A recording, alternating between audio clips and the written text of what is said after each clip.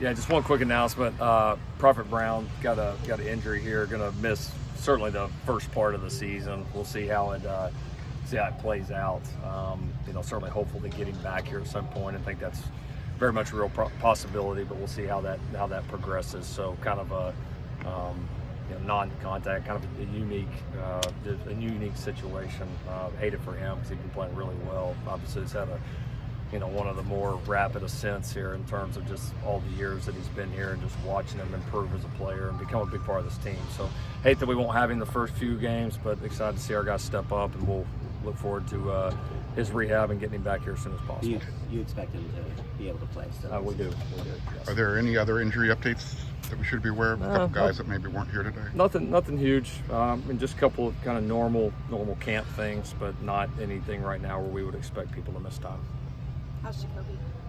Yeah, got the same. He's been able to do individuals. He's going to start ramping up here in the next couple of days, be able to do a little bit more, but totally fine. Just a little bit of recovery that we got to get him back to a certain point before we turn him loose in team drills. And Eric Gentry, normal camp thing? Same thing, yeah. Pads today. Who's standing out today? That was a good physical day. It was our first opportunity to go truly live, so we got a chance to get some short yardage and goal line work. So it was pretty physical. There was a lot of back and forth, some really physical plays at the line of scrimmage. I know a couple guys have stood out. Desmond Stevens, Kennedy Urlacher, made some really impressive plays on the goal line. DJ Jordan had a couple of nice plays down there. Eli Sanders did some really nice things today in pads. So it's good to get live, especially with some of these guys that we haven't seen live yet. Just be able to watch, them tackle, to be able to watch some of these guys run in the open field and try to get a feel for who's going to be the most difficult to truly bring down. So can't do these every single day with NCAA rules and just the way the game has evolved, so it makes these days that much more important. Knowing that you're going to be without Prophet for a little while, how do you feel about the depth in that room, what you've seen? We feel good. The guys have done a nice job. We've got a nice rotation going on in there. Obviously, we've added some new pieces and some guys that bring some position flexibility to that. And so, as always for us, it's going to be about trying to find, the best group of guys that we can put on the field, depending on what packages that we're in. But trying to find those best 5 DBs. And fortunately here, in the second year of Coach Lynn's system, having a few guys that have returned and played a decent amount of ball, that position flex does exist in that room. So we'll right now we're not moving a bunch of guys around too much. We're trying to kind of figure out, all right, who are the guys that we're really going to play with and count on, and then we'll start figuring out lineups and rotations and all that as we get closer to game one.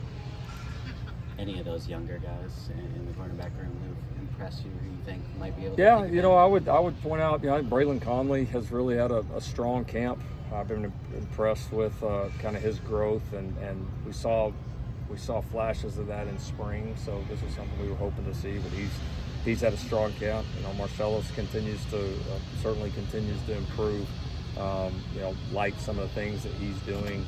Obviously we'll be excited to continue to see more of some of the newcomers, Chasen and all those guys. Obviously adding, having some experience with DJ Harvey and DeCarlos and all those guys is obviously a huge plus as well.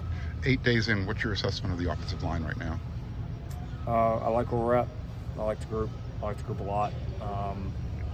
Some young guys that have really come on fast.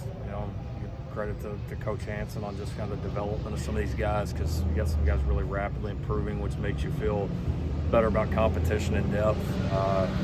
Hayden Treater, I'd say, has been one of the, I don't want to use the word surprises, but I'd say one of the highlights of camp. He's really practiced at a high level, finally healthy. Benuelos, same thing, getting better and better. Aaron Dunn has done some really nice things. So some of that young depth starting to come along has really, we needed that to happen. I would say that the older guys, those guys are playing well. A lot of different lineups that we could use. And then obviously we'll kind of see what happens with the Wingfield situation.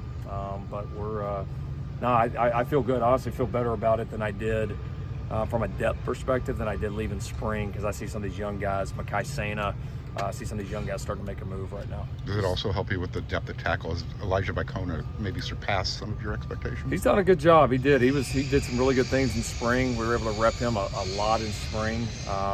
You know, he's so massive. I mean, and it's kind of fun coaching him. I mean, just because it's a little different than some of the other guys in terms of his strengths and how you coach somebody like that. But he's a smart kid.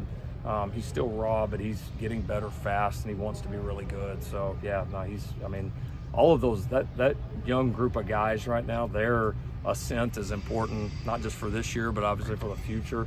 And we've been pleased with what we've seen here in August up to this point. Is Tobias Raymond separating himself at right tackle? Well, I mean, he and Justin are both playing well. I mean, they're both playing well, and obviously, you know, depending on what happens with Wingfield, both of those guys have some position flex as well. So, I mean, both of those guys are firmly, you know, right there in that top group. I mean, no question. I'd say Tobias has continued where he left off in spring. We thought Justin was good in spring. I think he's been even better in camp. I feel like he's really made a move and is playing at a high level right now. Has the new 105 roster limit had much of an impact on you guys? You know, it's unique how it's being done. It's the I don't know if you say settlement, NCAA, whoever makes rules these days, they've gone with a more tapered approach where we're not really feeling it this year.